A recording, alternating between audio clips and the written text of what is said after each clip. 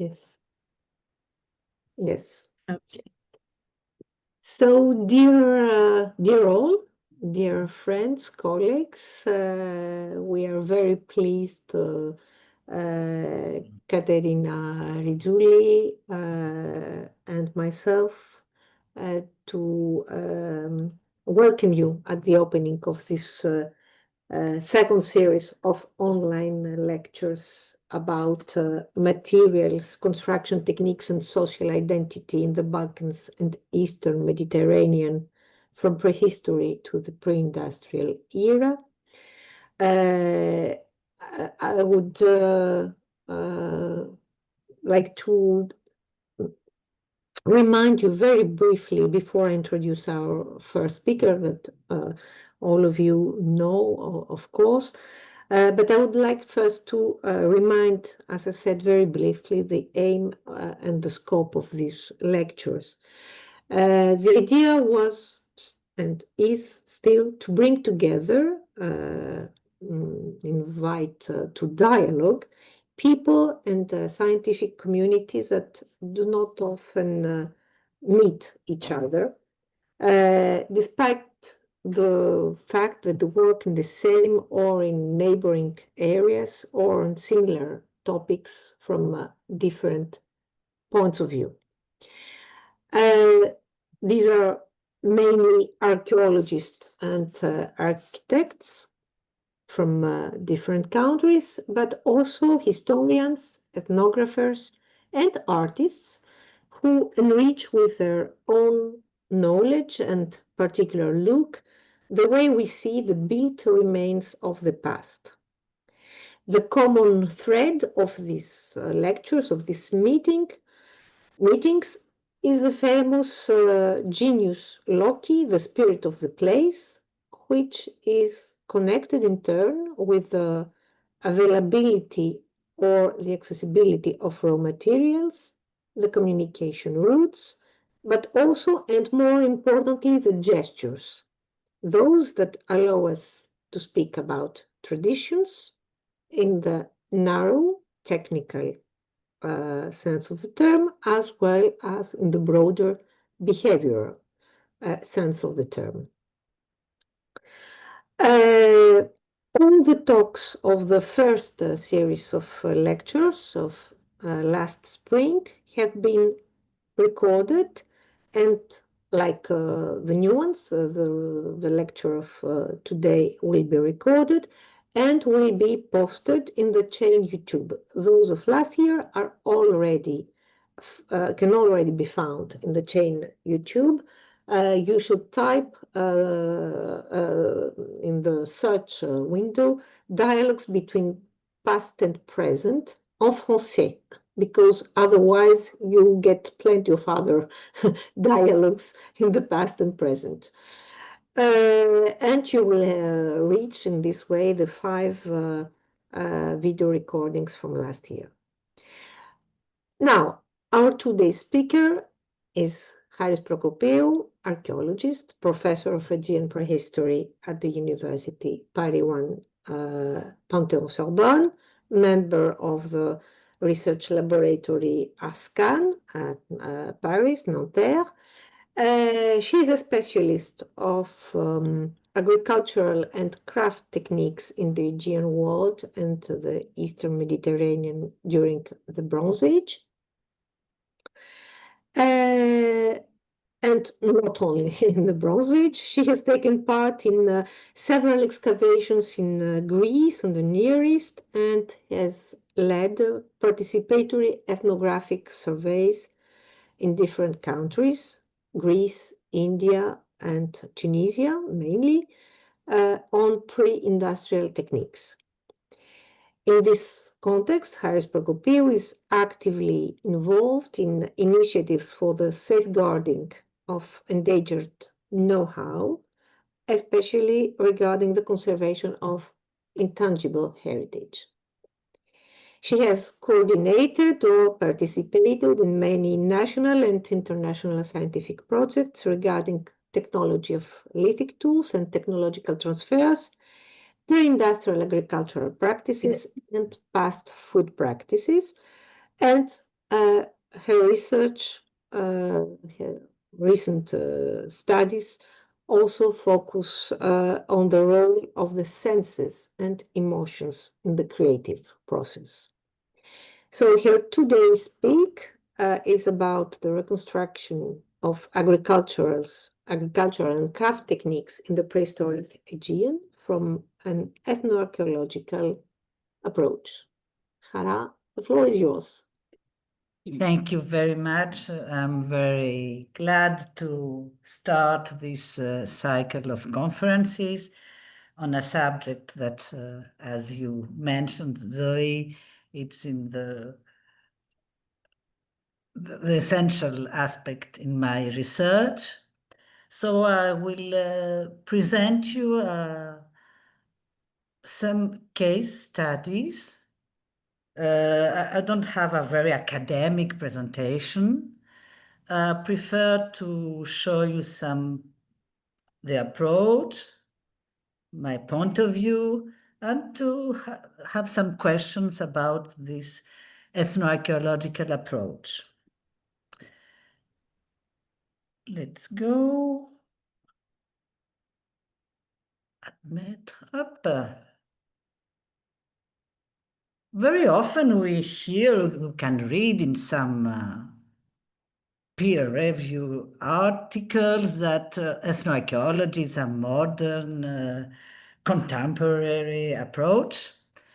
And we will see that it's a very old approach. And I would like to discuss with you and show how this approach evolved from the 19th century to nowadays. So, of course, the debate about the methodological approaches is still open. Some still say that it's impossible to generalize and that ethnoarchaeology just gives us a range of possibilities that we can use in order to interpret the past data. Others focus on the main characteristics shared by the societies and the establishment of rules that can be transcultural. I am working in this approach, but we have to see how and why. Of course, the aspect of the cognitive aspect concerning the processes of production, of social relations is also crucial when we are trying to interpret and reconstruct ancient societies. And we can also see, can we accept that some universals and universal does exist as the philosophers of the 19th century already proposed. So let's go up. J'ai un problème de... So this is not a modern approach, even though some colleagues still present it in this way. In the Aegean War, many studies in the 19th and in the beginning of the 20th century studied traditional crafts. Stefanos Xanthoudidis did a very precise and very interesting study on potter wheels in Minoan Crete, and he compared traditional techniques from Thrapsano to the Minoan techniques employed for coiling and manufacturing the pithoi storage jars in Crete. Chrysostoundas in the Neolithic period compared Neolithic bone tools with wooden ones from the ethnographic record. He has proposed that they were used for threshing as a wooden maille, wooden tools that existed in Thessaly in this period. The identification is not a good one. We had a long discussion with Rosalia Cristido about it, but it's important to see that he tried to interpret an ancient tool by comparing with wooden ones of the same form in the ethnographic record. Another example, and I will stop, we have plenty of them. It's that of Kourognotis, who tried to reconstruct the bread making during antiquity, and he offered us an article in the Archéologies epheméris at the end of the 19th century, which is an example of ethnoarchaeology, and with a real precise observation of these Boeotian archaic figurines. Jenny Harrison also tried to reconcile winnowing by ethnographic approach, and also by introducing also experimental. So to sum up, I will stop with the examples. We have plenty of them. In the 19th and in the beginning of the 20th century, we had an implicit analogy from the past to the present. And some, as Romeo's was saying, we have an archaeology of the continuity. Archaeology is there to show that the past is in the present. And of course, I took an example of the trip to Taxidi of Psycharis, and he says, what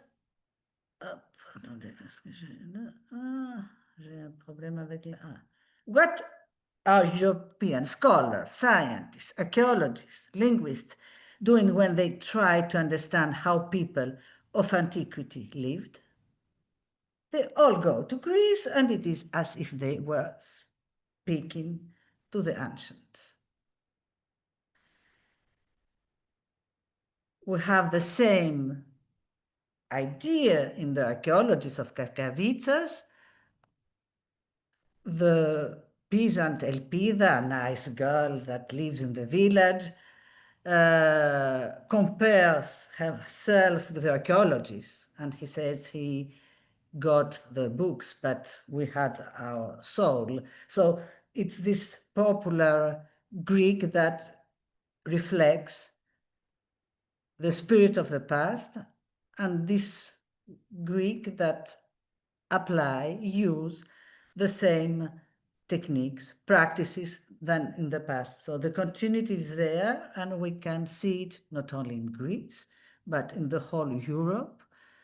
And so also the relations that we'll have during this period, folklore and archaeology. The foundation of the Folklore Society by Nikolaos Politis has as an objective to exhibit and collect clothing, containers, musical instruments, any other object useful for eliminating popular life. And the members of this society were writers of the 80 generation, which was very known, the Rossinis and the others, linguists, doctors, and many archaeologists, as Tsundas, Keramopoulos, Kourognotis. They were found the foundation of this approach. The Folklore Museum at Plaka was founded by Kourognotis and the poet Rossinis. So it's interesting to see that how all this world worked together during this period, from the past to the present. Of course, this national continuity was strongly criticized after the Second World War. I have a gap. I don't want to give you all the chains of this evolution, but during the Second World War, all regime totalitaire, you understand? All these total have finally exploited this continuity in order to show the continuity with the Aryans and the like. So there was of these national democracies, or even in the URSS, we had all this tendency. And finally, this archaeology of the continuity has been perceived as a nationalist approach that we have to forget. Now we need another ethnoarchaeology, another analogy, a more universal framework, a general framework. Within this framework, we can have analogies, but also to make this analogy, but also to show this universality of some processes and the like. So I will give you some, after this theoretical work, very brief and superficial, but it was just to show you how these different studies are integrated. I will give you some case studies, and I hope that we will have the opportunity to discuss. In Thera, at Akrotiri, the organic material was exceptionally well preserved, and Anaya Sarpaki, who studied the botanical evidence, identified it flower, but as I was working during this period on grinding tools, we collaborated in order to identify the specific product stored in these jars. We have observed in the microscope phytoliths from husks, barley and wheat. And we also observed a very strong fragmentation of this evidence, which was related to mechanical action, so to the transformation. At the first step, we try to reproduce these several techniques and compare these experimentally produced flowers with the Akrotiri samples. We'll go very quickly. I dehusked with different methods, but it's important to say that I always used the mortar, as the mortar was a universal technique that all the archaeobotanists was thinking that was always used for this task, in order to dehusked cereals. So different products, comparison of these products that I have carbonized, and then I compare them with the archaeologicals. The barley flour from Akrotiri and the experimental one had very close fragmentation. So we were very happy. We arranged to identify the techniques employed, but they had a real problem about the percentage of phytoliths within the archaeological flour. The experimental ones, whatever the technique employed, had less phytoliths than the archaeological ones. Then I said, we have still barley husks and barley bread in the Aegean. How women are prepared them? So I went to, as I was working this period for obsidian in Zephyria at Milos, I made some form and some women that they were still producing barley bread by employing a traditional technique. So this woman showed me that they never dehusk barley, but they grind it with a rotary quern. We don't have a. And then they will sieve and separate the husk from the flour by sieving. Even when we arrive to the final stages with a final product, we can see that we still have a big percentage of husks. So just to show you the stages. So after they add the sourdough, levain, and it's an operation that is very delicate.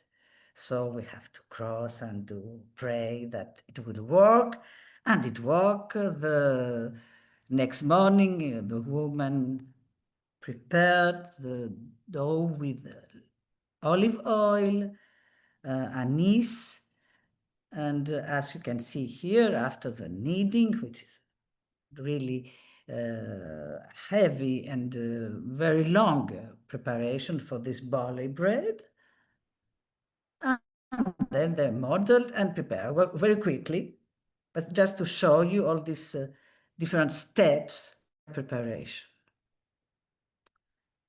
So the bread, which is not a bread, as he will stay all night long, and it will be husks, paksimadi. Rusks, huh? Yes. So this paksimadi, we have tasted, it was delicious, but we have also observed it on the microscope, and he has plenty of husks. So my question is, and that's why the archaeological approach now it's important, why this local technique was never been considered, and we had always refer to a more universal technique with a mortar, even though we were working in this area where this technique was employed. Is it continuity or not? That's a question. I don't know, but I really have this question why this local technique has been neglected. Kourouniotis has noticed it, and he was sure that people were employing it. So that's interesting on the methodological point of view to see how the different phases and approaches conduct to a specific interpretative scenario, which is intimately related to our epistemological point of view. So perhaps, I don't know if you have questions, as I will have after other case studies, we can stop and exchange at this step before going to further. I propose, Hara, rather to continue because maybe there are people who would like to leave earlier or so. So I don't know. I think it is better to keep the questions for the end. Ok. Très bien. Bon. C'est parti. So,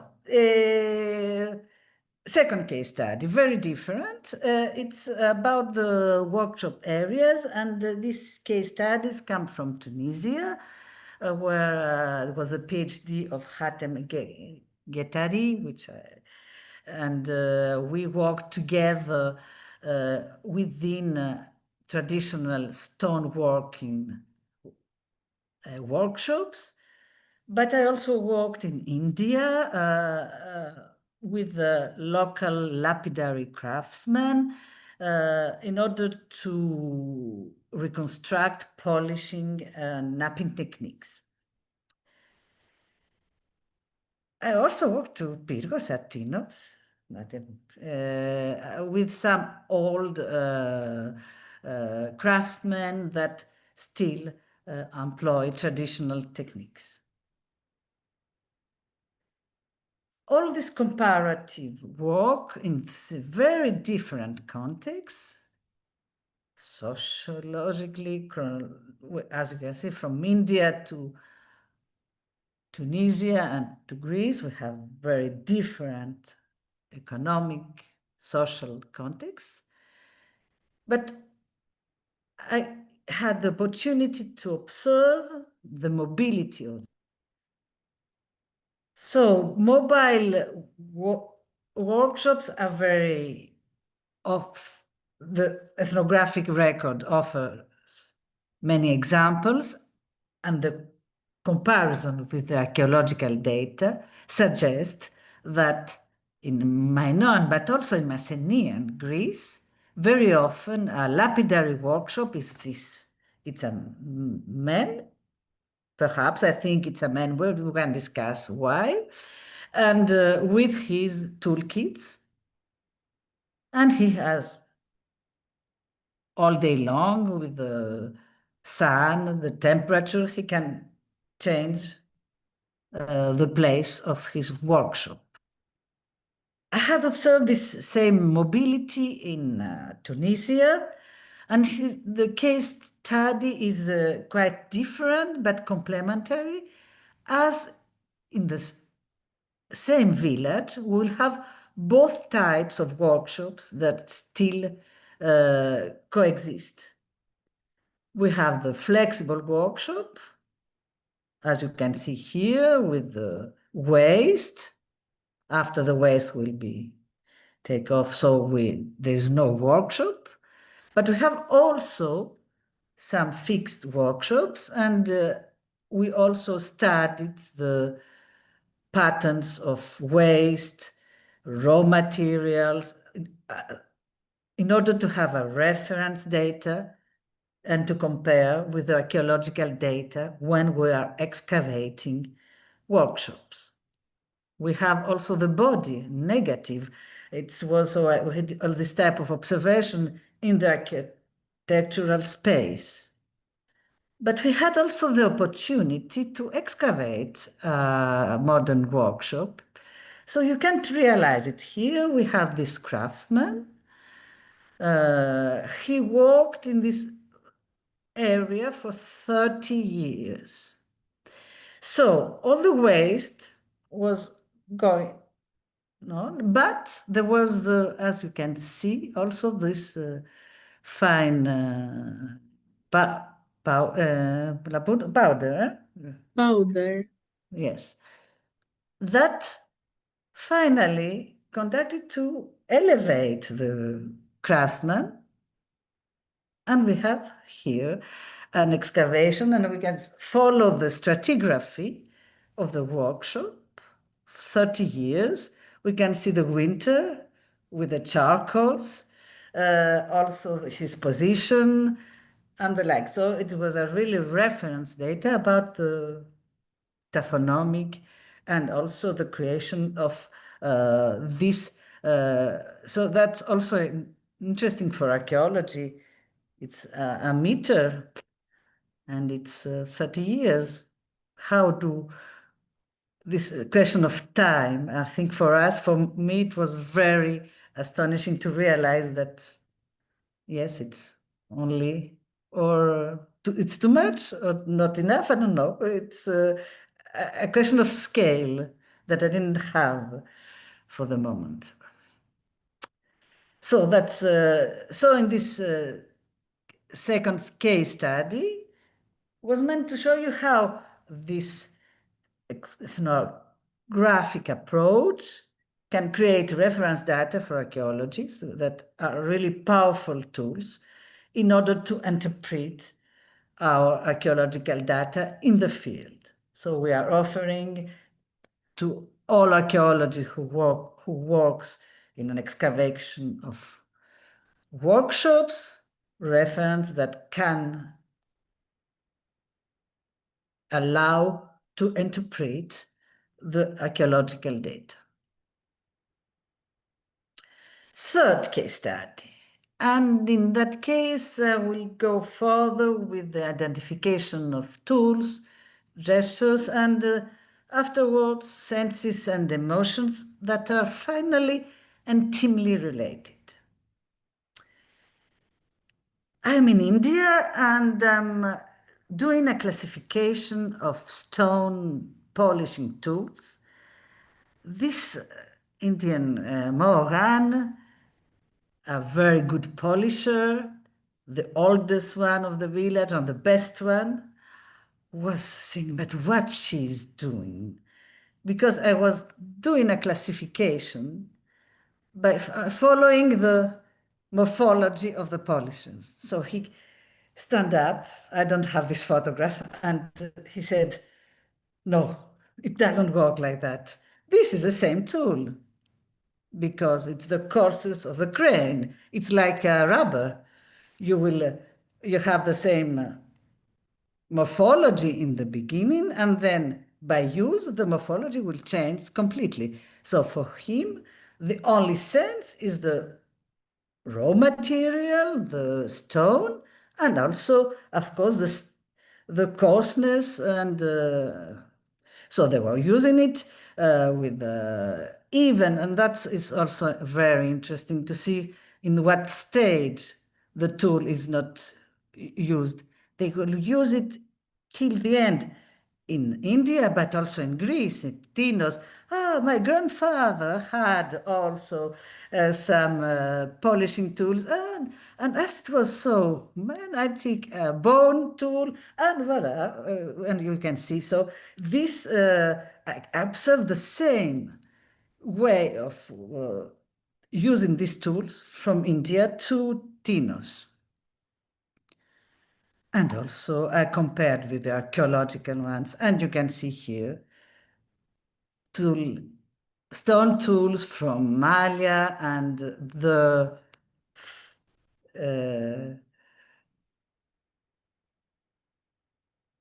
examples from Mahabalipuram.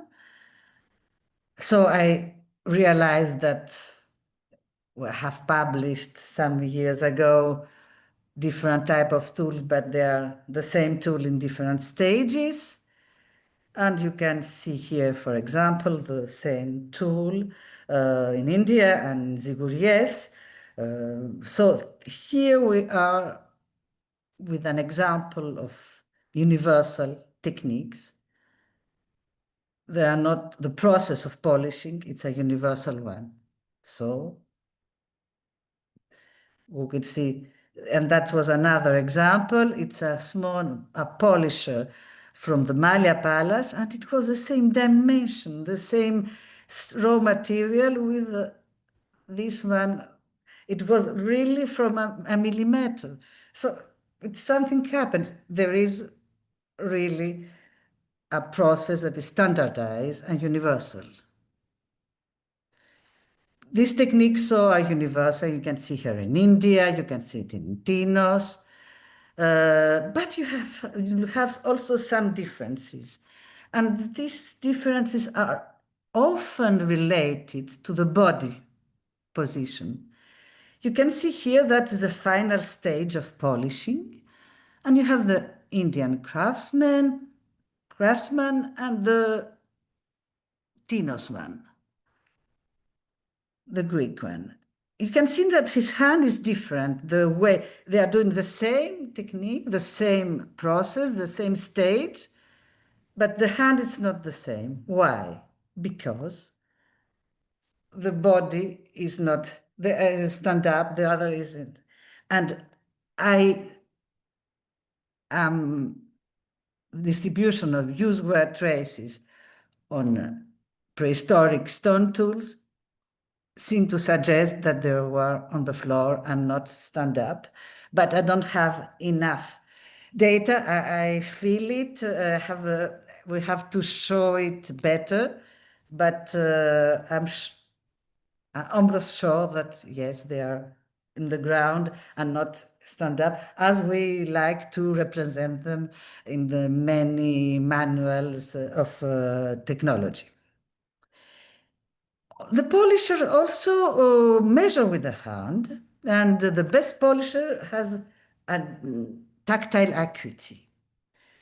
You can see he is really with a rhythm, he's walking on the surface, India, Tinos, and at the end he will do it even only with his hands. And when he finishes, wow, he's glad, he's proud from his work, the pleasure of creating, transmitting, showing. So we are there, I would never before imagine that I will work with emotions, but finally, when you follow the technological process, you have humans and you follow finally all these stages. So, as André Georges Audricourt said, many who attempt to reconstruct the past. Attendez, je have to. I don't have. I lost my. Je reviens. Donc, many who attempt to reconstruct the past fail to first try to understand the present. Not that one can simply project what is onto what was, but continuous contact with the present allows for a better understanding of the human of the past. And I wonder, finally, isn't that the very essence of the ethnoarchaeology, to go for appréhender mieux le vivant du passé? It's my point of view, and it's in this way that I'm trying to work.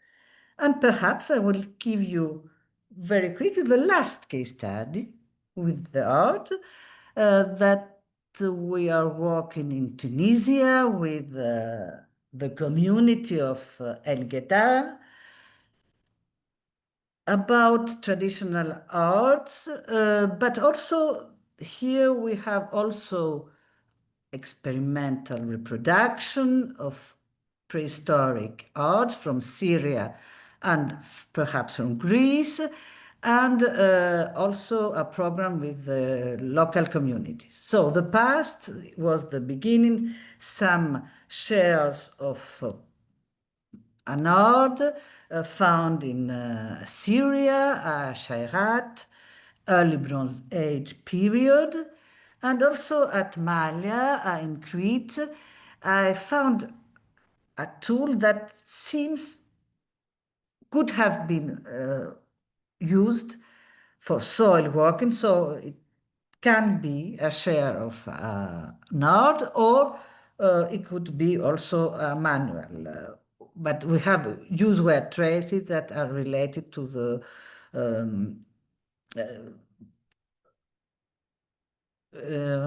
travail de la terre. Huh? Okay.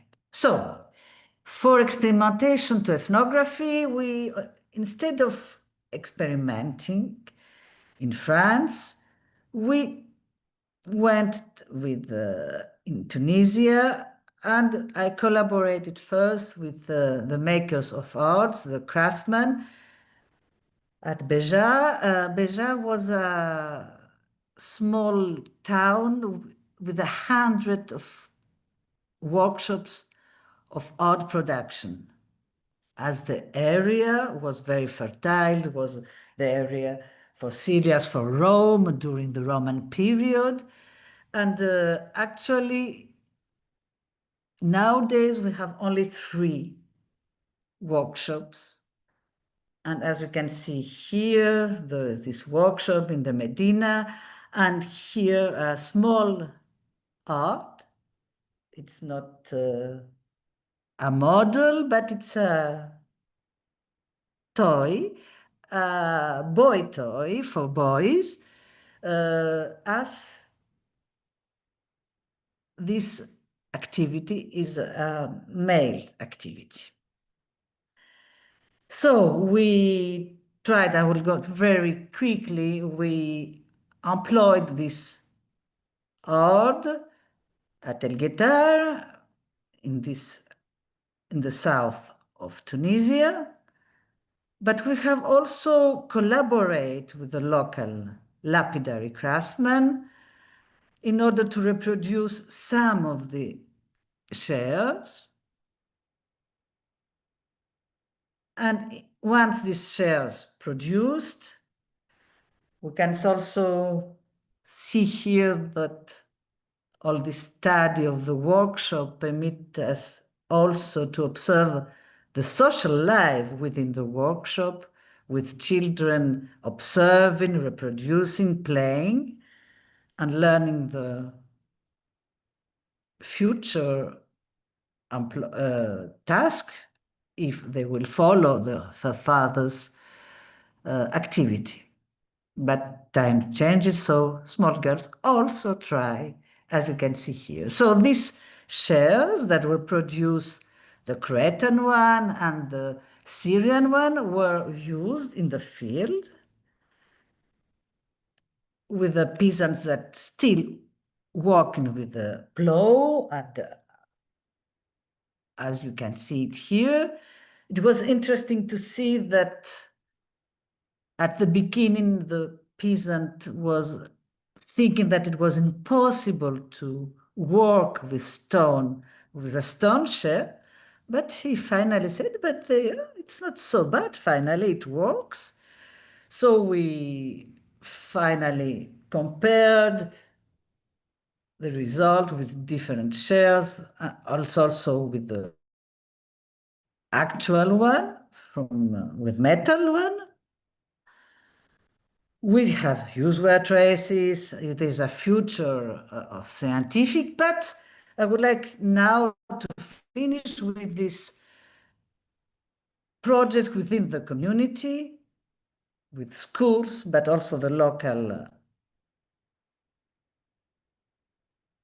all the community, that as we were thinking about the sense of this reproduction. Is there a future? And this I will show you. So for other practices in the oasis, is there a future or not? We can start from the workshops. The workshops are also very rare now. We have some. And when I started to work in Tunisia, we had the two sons and the father, who was very old, he was sick, but he was staying in the workshop. He was saying, what will I do at home? My life is in my workshop. So he was staying there, sleeping, but also observing his sons. When he died, you see the workshop, but we have the Mohammed. He's always there, and now he's really a very good crafts. He really manages to create a high quality products, and he has 9 years old. The other workshops we have seen, there's no future, and here they are always doing some examples of touristic querns. Of course, the future of this workshop, they are mainly producing quernstones, is also the demand. Few men still use these quernstones, but they have some commands from Algeria, Libya, Tunisia. So if the demand is there, they will continue. Time changes. Also, they have some production of touristic production for, as you can see, miniature querns. So we see there that the future is really problematic. It's the same about the art craftsmen. And it's interesting to say that this craftsman, when I was leaving the last time, he said, we don't have people that want to learn. Send me craftsmen, send me people from France. I want to transmit my knowledge. I like my work. So what can we do? Can we work this intangible know-how with UNESCO's convention, but who decides? It's not us, it's the local community. But in the same time, and the end will be that perhaps there is a future as children still ploy with some, as we can see here, some other more sophisticated, and also this archaeologist that will find that in his excavation, could he say that they are clay arts made from children? That's the end with this art that can show us this grand possibility, this range of aspects.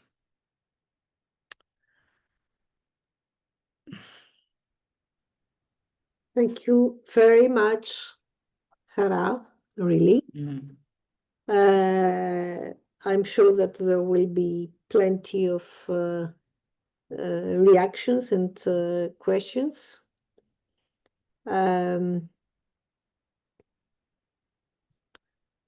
All these highly stimulating thoughts and examples.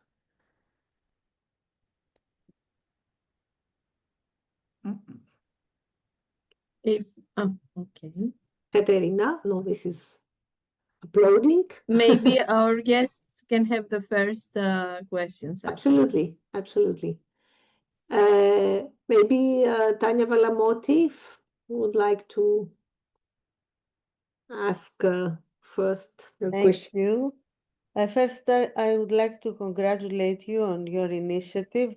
I somehow missed the fact that it has been going on for a year. I apologize for this. It's fascinating what Hara has been doing and has been presenting us here. And the question with which she finishes her presentation is something that I have often wondered about, the same thing about the future. Because, Désolé. sorry? This Wi-Fi here is very bad in the university. I often wonder what of the knowledge of grandmothers who pass away will remain to the young generations, because like many of us, we interact with young people who come as our students, and if you ask let's say 30 people, how many of you cook their own food, and out of 30 it might be 3 or 4 people. So either they get ready-made food or their parents send them food. And so in the daily life, it is a changing landscape. And although us as archaeologists and people who are passionate about the study of the past and safeguarding traditions, perhaps we have a romantic way of seeing where things are going. I get this sense also from myself. I wish that this is safeguarded, but I'm not sure it is, because it will be, because it's a world that is changing, and many of these things we want to safeguard will be a memory, something you will read in books or you will have in archival photos and documentaries.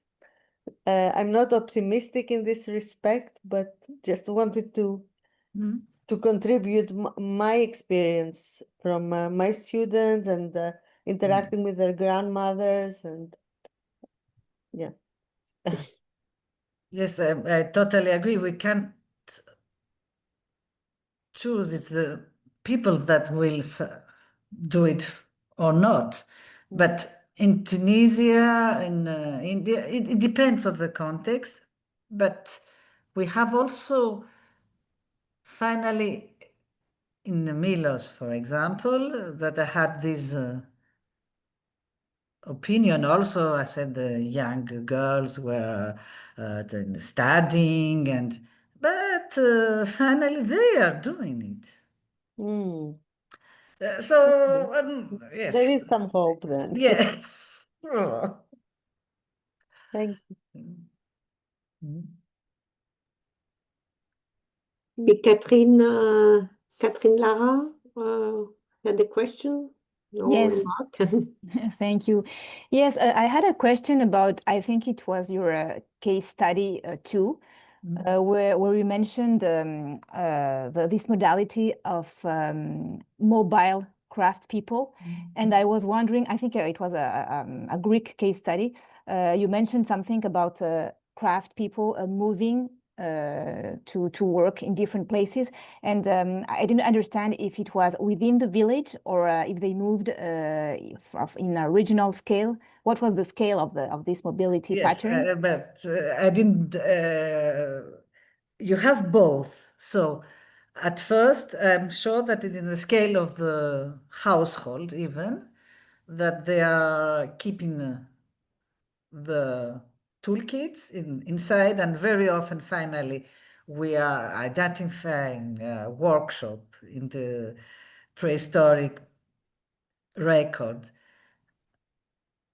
in the basis of these tools. And finally, there are toolkits in the household that very often will go in front of the house or near water, because for example, for polishing tools, you need some water. So you see, it's in that scale.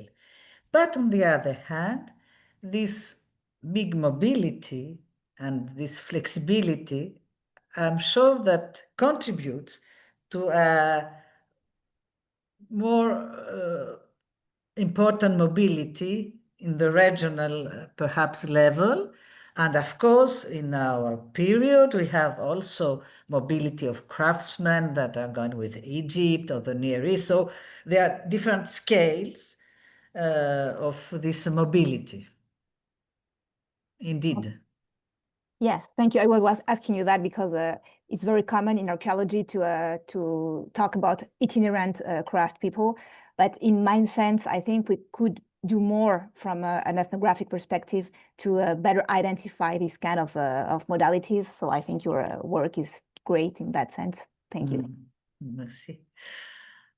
I would like to ask a question myself. If Katerina, forgive me, I didn't see it. It's okay. Go first. In the beginning of your talk, when you described the switch from the tendency of working with local parallels from traditional local techniques to the universal parallels, universal ethnography. You said, and you showed us very nicely with this example around bread preparation, that nowadays we have more tendency to neglect local techniques in favor of the universal ones.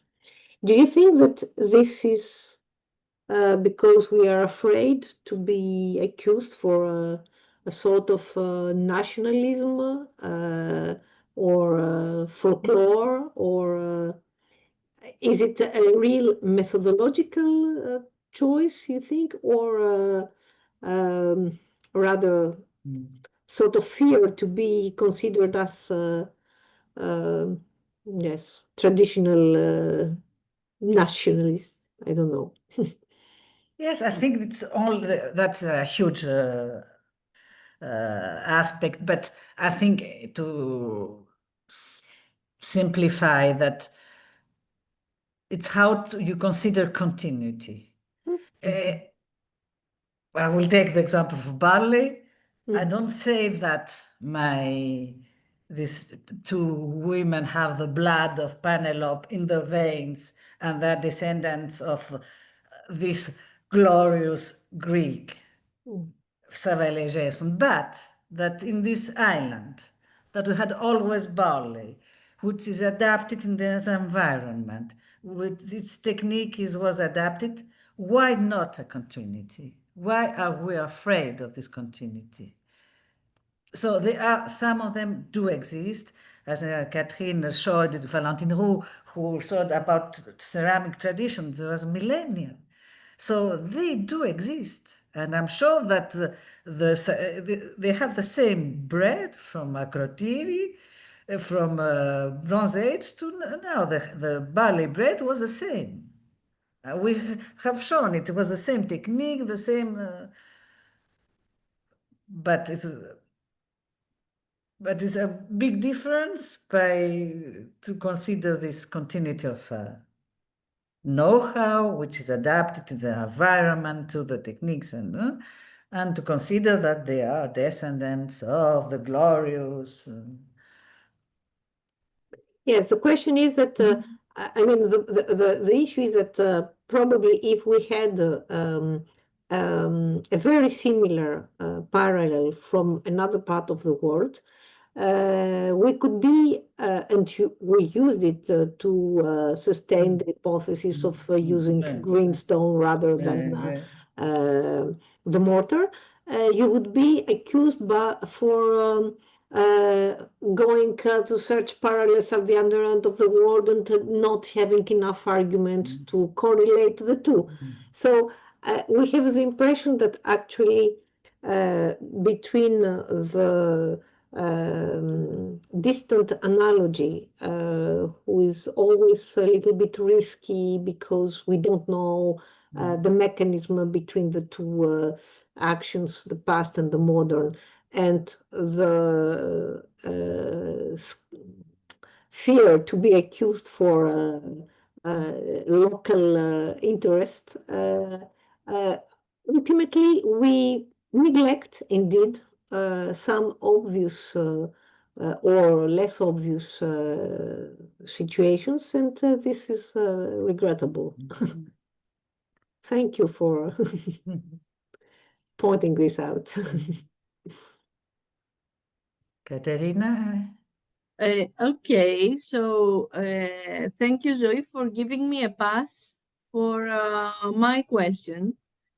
Actually, I have two questions, but I will start with this one because I like what Zoe started. Me as an architect, I think often about archaeological sites that sometimes are not connected to the local communities. Like we have many, like prehistoric, and maybe Dikilitas as well, and others. So I was thinking, like, how can we actually, because this is our task as architects, to not only by physical interventions, but by other types of interventions, like like through the use of such elements, intangible heritage elements, like, as you said, the local cultivations, the pottery, other crafts. So how can we approach this to bring together to, the archaeological sites, the local communities, and these forms of intangible heritage to reconnect the local people with their past, which are usually archaeological sites. I mean, this is an open dialogue. There is not one answer, but I am sure that it has come up to you while working with these Yes. things? Of course, that's the debate. We could have a conference about this question. But my experience shows that you can't impose yourself. It's something that comes with confiance. Confident. Yes, you create something and you create the interest. And even in my point of view, we didn't try to orient. When we are working with the schools and the high schools and in Tunisia, and Haris, he's also he's a professor in the high school, so he has a very this relation that is very important, because at the same time he's a teacher, he's from the village, and so we are trying to exchange and realize what the community thinks about that.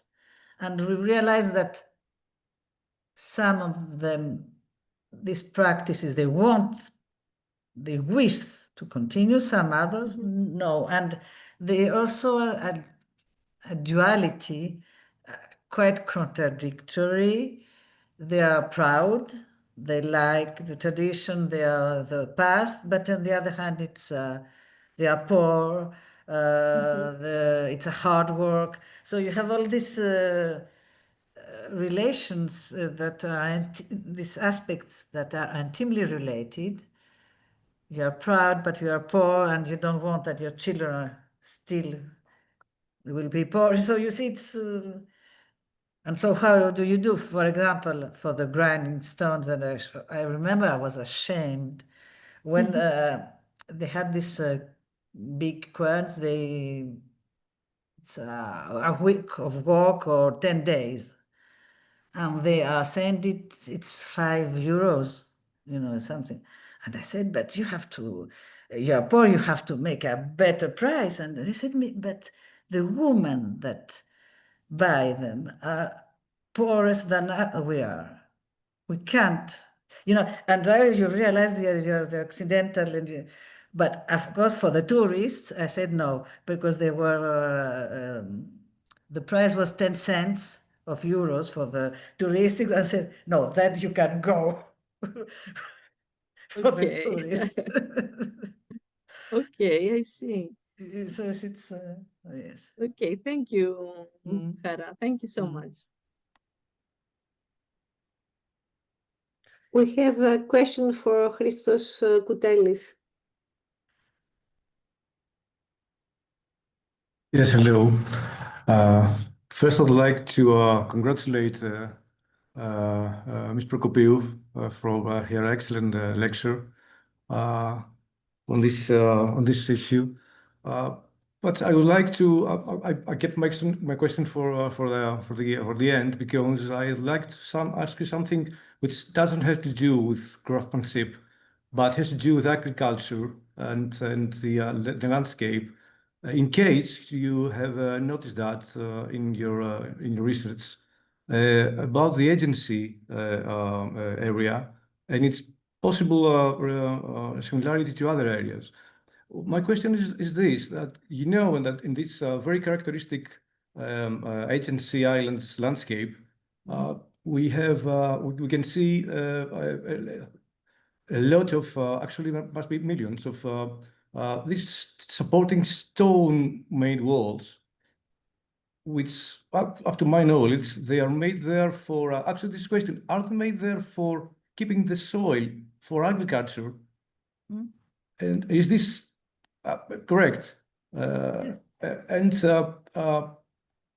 actually, from an archaeological point of view, were they there for centuries, or actually where do they start making these walls? And did you notice, in case we have such a landscape, similar landscape to other areas in Asia, for instance, were they making the same? to keep the land for agriculture.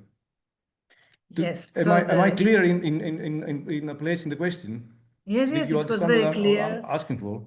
Yes, it's very Did clear. you make and, any did you have any notices, any findings about this issue?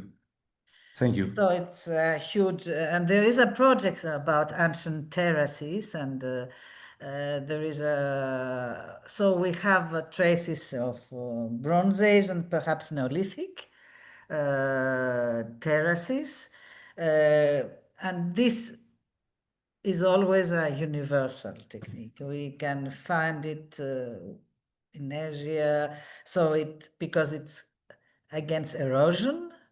So and on the other hand, we can cultivate. So it's a real important strategy, and also nowadays with the climatic change, as we have inondations,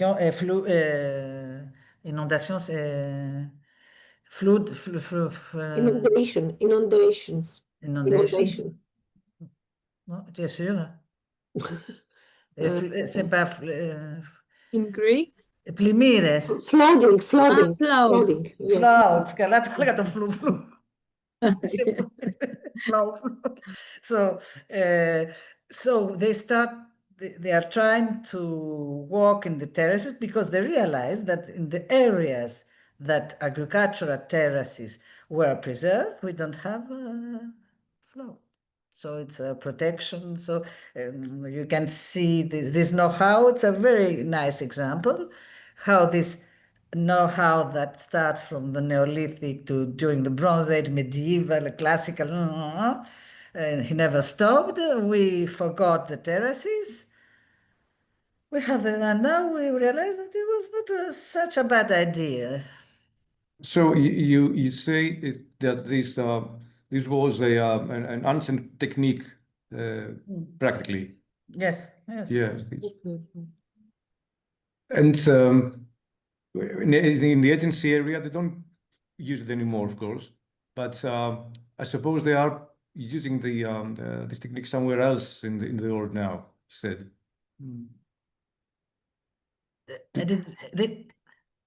Do they still use this? Yes, they are techniques? in the islands, in the Cyclades Islands. Yes, they do. They do use them, and they do. Okay. But even in Crete also. Oh, they do up now. Okay. Yes. Okay. Thank you very much. Similar terraces exist also in other parts of the Mediterranean, especially in Italy, southern France, and so. But also in the same principle, let's say, of systems for retaining the earth are found also in mountainous areas across the Europe. So, of course, the materials are local every time. They don't always have the stones that we have in the Cyclades, but the needs are the same, and the human intelligence, not the artificial intelligence, but the human intelligence was very early capable to invent systems like this, which are all threatened, of course, by modern building techniques, and which need to be better studied in order to be better preserved, protected. I think that we should need to close this this lecture, among other reasons, because otherwise we will be locked inside the building. And Haris Procopiou too. I don't know what time they close. No, I can stay with 9 o'clock here. Okay. But I would prefer to leave before also. Okay. So I don't know if there are more questions or reactions. Otherwise, we can always see each other next. No, it's not next week, but in 2 weeks from now, the 1st of December, with a talk of Paul Bakou on the building traditions with wood and earth in the Southern Balkans. So we hope to see you in the next lecture, and thank you again for joining us, and thank you very much, Hara. Thank you, Hara. Thank you so much. Thank you for inviting me. Have a good night. Bye-bye. Bye.